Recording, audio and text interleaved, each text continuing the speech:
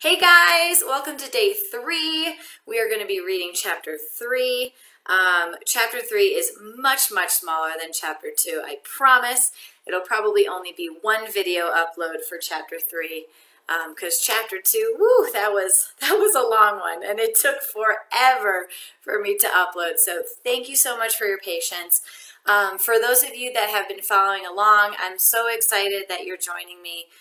For those of you that are still catching up, don't worry, it's okay. This is completely at your own pace.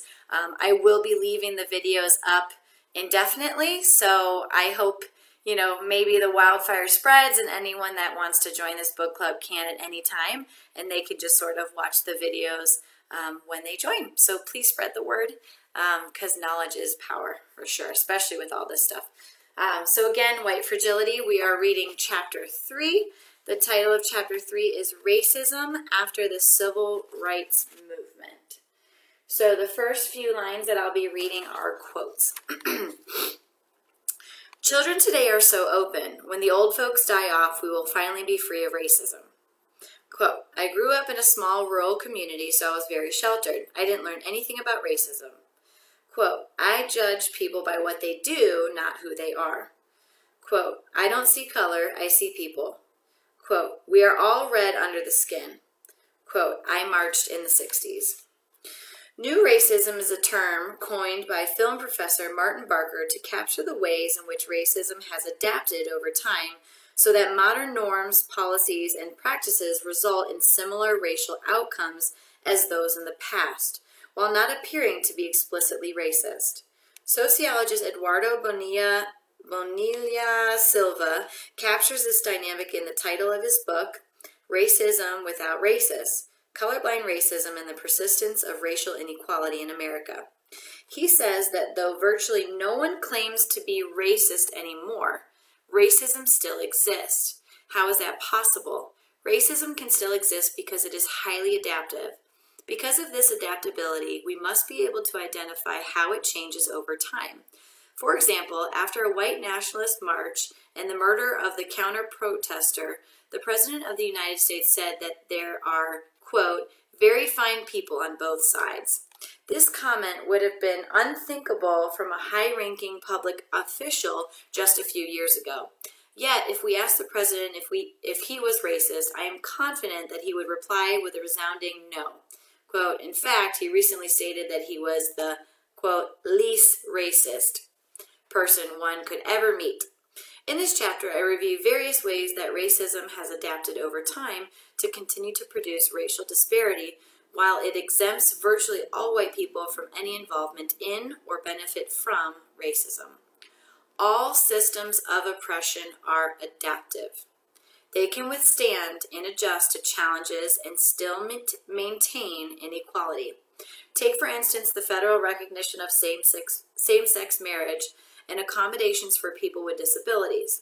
While the overall systems of heterosexism and ableism are still with us, they have adapted in limited ways. These adaptations are held up as reassurance to those who fought long and hard for a particular change that equality has now been achieved. These milestones, such as recognition of same-sex marriage, the passage of the Americans with Disabilities Act, Title IX, the election of Barack Obama, are, of course, significant and worthy of celebration. But systems of oppression are deeply rooted and not overcome with the simple passage of legislation. Advances are also tenuous, as we can see in recent challenges to the rights of LGBTQI, lesbian, gay, bisexual, transgender, queer, or questioning, and intersex people.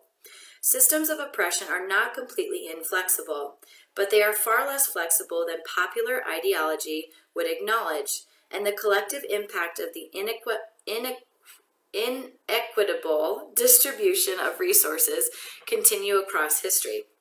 Colorblind racism. What is termed colorblind racism is an example of racism's ability to adapt to cultural changes. According to this ideology, if we pretend not to notice race, then there can be no racism.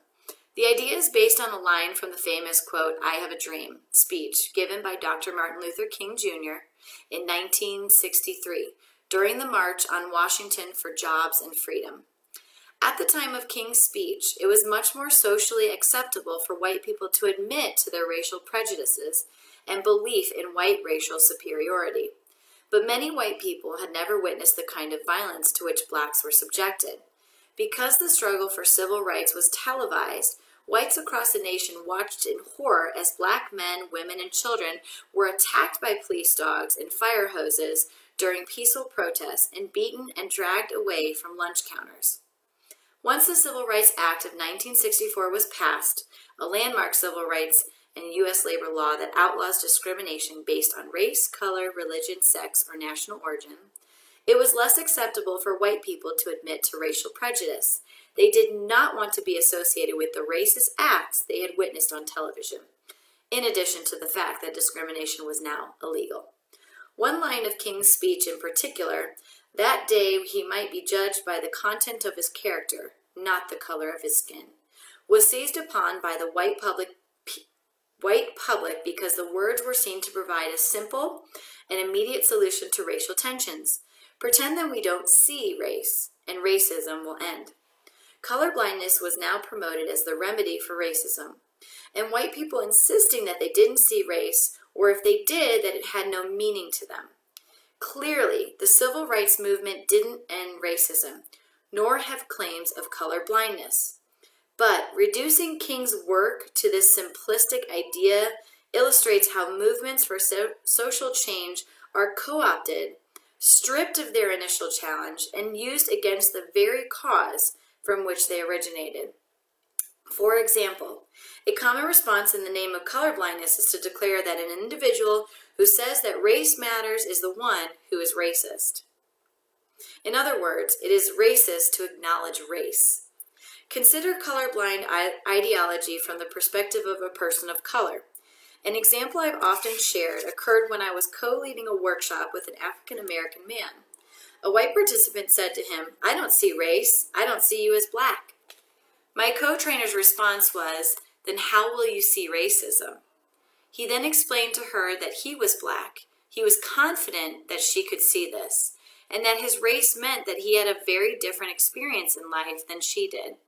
If she were ever going to understand or challenge racism, she would need to acknowledge this difference. Pretending that she did not notice that he was black was not helpful to him in any way, as it denied his reality. Indeed, it refused his reality and kept her insular and unchallenged. This pretense that she did not notice his race assumed that he was, quote, just like her.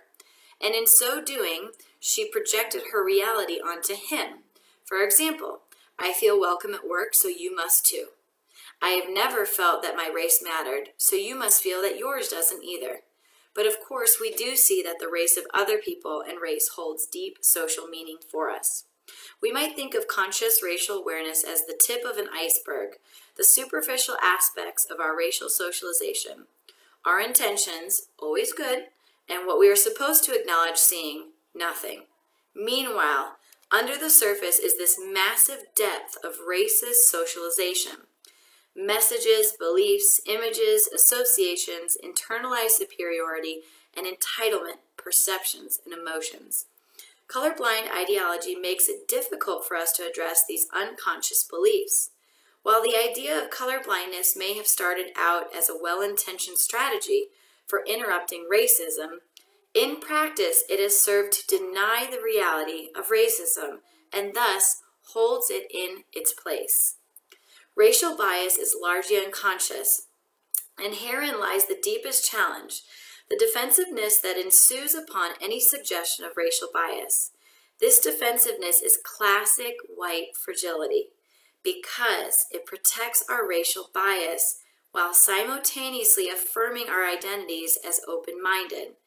Yes, it's uncomfortable to be confronted with an aspect of ourselves that we don't like, but we can't change what we can't refuse to see, or we can't change what we refuse to see.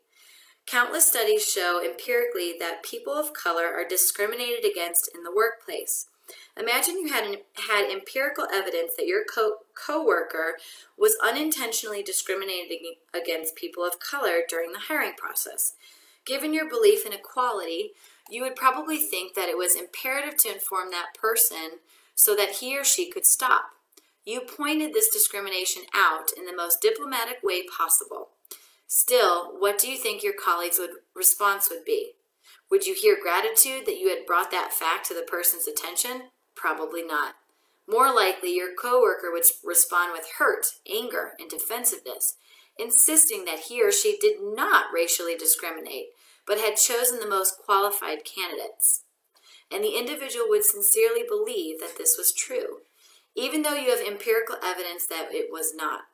The defensiveness is rooted in the false but widespread belief that racial discrimination can only be intentional. Our lack of understanding that implicit bias leads to aversive racism. Aversive racism. Aversive racism is a manifestation of racism that well-intentioned people who see themselves as educated and progressive are more likely to exhibit. It exists under the surface of consciousness because it conflicts with consciously held beliefs or racial equality and justice. Aversive racism is a subtle but insidious form as aversive racists enact racism in ways that allow them to maintain a positive self-image. Ergo, I have lots of friends of color. I judge people by the content of their character, not the color of their skin. Whites enact racism while maintaining a positive self-image in many ways. Here are some of the ways. Rationalizing racial segregation as unfortunate but necessary to access, quote, good schools. Rationalizing that our workplaces are virtually all white because people of color just don't apply. Avoiding direct racial language and using racially coded terms such as urban, underprivileged, diverse, sketchy, and good neighborhoods. Denying that we have few cross-racial relationships by proclaiming how diverse our community or workplace is. Attributing inequality between whites and people of color to causes other than racism. Consider a conversation I had with a white friend. She was telling me about a white couple she knew who had just moved to New Orleans and bought a house for a mere $25,000. Of course, she immediately added, they also had to buy a gun, and Joan is afraid to leave the house. I immediately knew they had bought a home in a black neighborhood. This was a moment of white racial bonding between this couple who shared the story of racial danger, and my friend, and then between my friend and me as she repeated the story. Through this tale, the four of us fortified familiar images of the horror of black space and drew boundaries between, quote, us and, quote, them, without ever having to directly name race or openly express our disdain for a black space. Notice that the need for a gun is a key part of the story. It would not have the degree of social capital it holds if the emphasis were on the price of the house alone. Rather, the story's emotional power rests on why the house would be that cheap, because it is in a black neighborhood, where white people literally might not get out alive. Yet, while very negative and stereotypical representations of blacks were reinforced in that exchange, not naming race provided plausible deniability.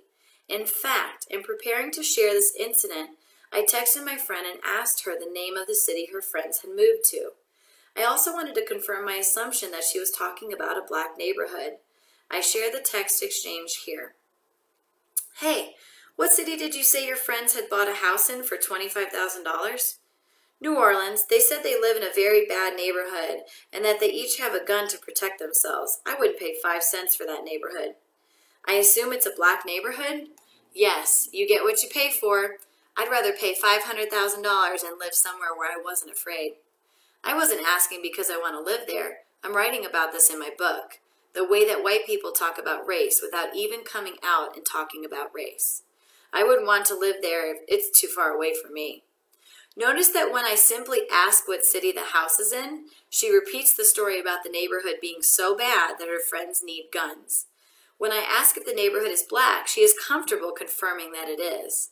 But when I tell her that I am interested in how whites talk about race without talking about race, She switches the narrative. Now her concern is about not wanting me to live so far away. This is a classic example of aversive racism, holding deep racial disdain that surfaces in daily discourse, but not being able to admit it because the disdain conflicts with our self-image and professed beliefs. Readers may be asking themselves, but if the neighborhood is really dangerous, why is acknowledging the danger a sign of racism? Research in implicit bias has shown that perceptions of criminal activity are influenced by race. White people will perceive danger simply by the presence of black people. We cannot trust our perceptions when it comes to race and crime. But regardless of whether the neighborhood is actually more or less dangerous than other neighborhoods, what is salient about this exchange is how it functions racially and what that means for the white people engaged in it. For my friend and me, this conversation did not increase our awareness of the danger of some specific neighborhood. Rather, the exchange reinforced our fundamental beliefs about black people. Toni Morrison uses the term race talk to capture the explicit insertion into everyday life of racial signs and symbols that have no meaning other than positioning African Americans into the lowest level of the racial hierarchy. Casual race talk is a key component of white racial framing because it accomplishes the interconnected goals of elevating whites while demeaning people of color. Race talks always implies a racial, quote, us, and, quote, them. Consider an experience I had with aversive racism. My last academic position was in a state I had never been before my interview.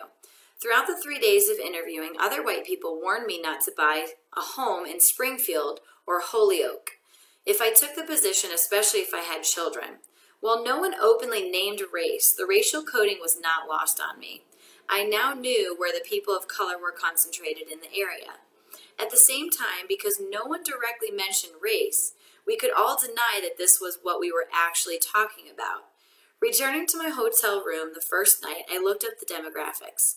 Sure enough, Springfield and Holyoke had significantly high populations, close to 50% of black and brown people. Starting on day one of my visit, my fellow whites had communicated the racial boundaries to me. My teacher education students also engaged in race talk, reinforcing the boundaries between, quote, us and, quote, them, while positioning us as the superior. They engaged in race talk when they expressed fear about being placed in dangerous neighborhoods while describing their hometowns as, quote, sheltered. These depictions are relentlessly strengthened by news stories that position violent crime committed in primarily white suburban communities as shocking, yet claiming that one has grown up in a sheltered environment raises a question that begs to be answered. Quote, sheltered from what? And in contrast to whom? If we grow up in environments with few, if any, people of color, are we not in fact less sheltered from racist conditioning because we have to rely on narrow and repetitive media representations, jokes, omissions, and warnings for our understanding of people of color? Conversely, positioning white spaces as sheltered and those who are raised in them are racially innocent taps into classic narratives of people of color as not innocent. Racist images and resultant white fears can be found at all levels of society, and myriad studies demonstrate that whites believe that people of color, and blacks in particular, are dangerous. Whites rarely consider how sheltered and safe their spaces may be from the perspective of people of color, ergo Trayvon Martin's experience in a gated white community. Because it reverses the actual direction of racial danger, this narrative may be one of the most pernicious. When you consider the moral judgment we make about people we deem as racist in our society, the need to deny our own racism, even to ourselves, makes sense. We believe we are superior at a deeply internalized level and act on this belief in the practice of our lives, but we must deny this belief to fit into society and maintain our self-identity as good, moral people. Unfortunately, aversive racism only protects racism. Because we can't challenge our racial filters if we can't consider the possibility that we have them. Of course, some whites explicitly avow racism. We might consider these whites actually more aware of and honest about their biases than those of us who consider ourselves open-minded, yet who have rarely thought critically about the biases we inevitably hold or how we may be expressing them. Cultural racism. The body of research about children and race demonstrates that white children develop a sense of white superiority as early as preschool. This early start shouldn't be surprising, as society sends constant messages that to be white is better than to be a person of color. Despite the claims of many white young adults that racism is in the past, that they were taught to see everyone as equal, research shows otherwise. For example, polls sponsored by MTV in 2014 show that millennials profess more tolerance and a deeper commitment to equality and fairness than previous generations did. At the same time, millennials are committed to an ideal of colorblindness that leaves them uncomfortable with and confused about race and opposed to measures to reduce racial inequality. Perhaps most significantly, 41% of white millennials believe that government pays too much attention to minorities, and 48% believe that discrimination against whites is as big a problem as discrimination against people of color. Many in this generation claim that the election of Barack Obama as president shows that we are post-racial. I'm going to read that again because that's insane. Many in this generation, which we're talking about millennials, claim that the election of Barack Obama as president shows that we are post-racial. These polls were conducted before the presidency of Donald Trump, but as his election is made clear, we are far from being post-racial. Another significant study that was based on the practices of millennials rather than their claims was conducted by sociologists Leslie Pica and Joe Fegan. They asked 626 white college students at 28 colleges across the United States to keep journals and record every instance of racial issues, racial images, and racial understanding that they observed or were a part of for up to 6 to 8 weeks. The students recorded more than 7,500 accounts of blatantly racist comments and actions by the white people in their lives. Friends, families, acquaintances, strangers. These accounts come from the generation most likely to claim that they were taught to see everyone as equal. Those who grew up in the age of colorblind ideology after the civil rights movement. Pica and Fegan's study provides empirical evidence that racism continues to be explicitly expressed by whites, even those who are young and profess to be progressive. Consider these examples from their study. Quote, as I sit in a room with a bunch of frat guys, Phil walks in chanting, Rochi, Rochi, Rochi.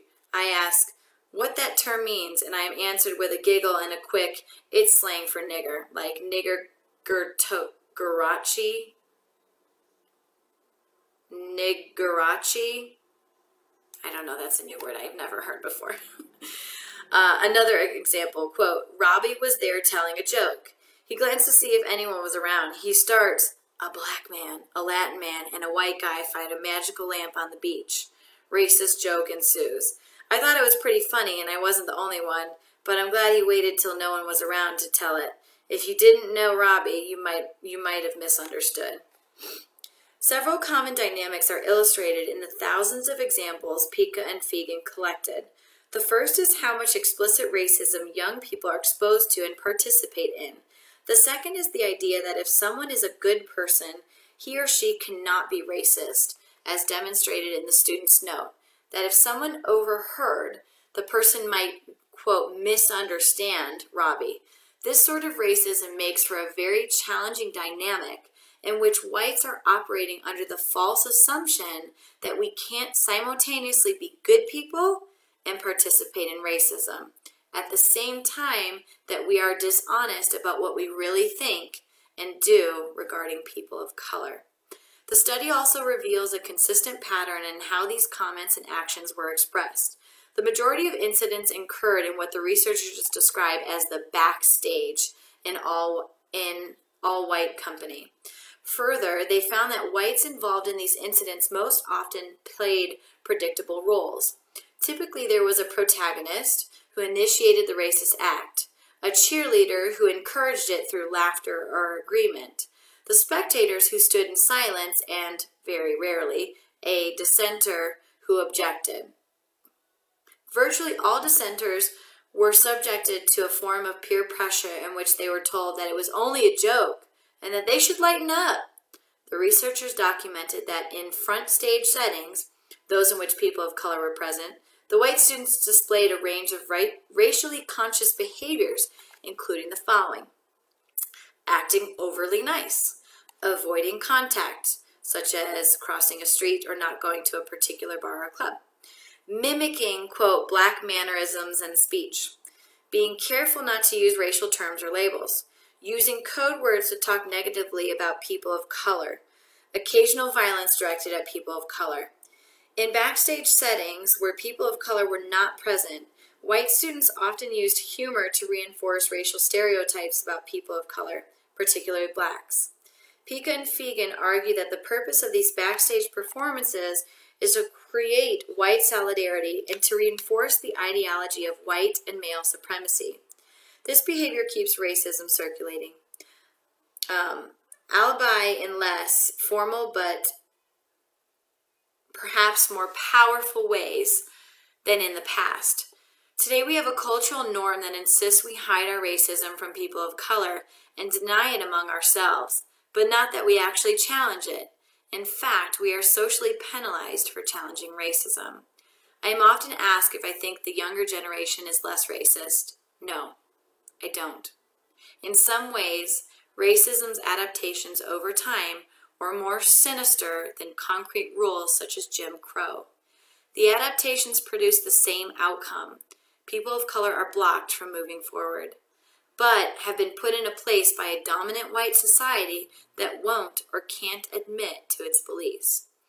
This intransigence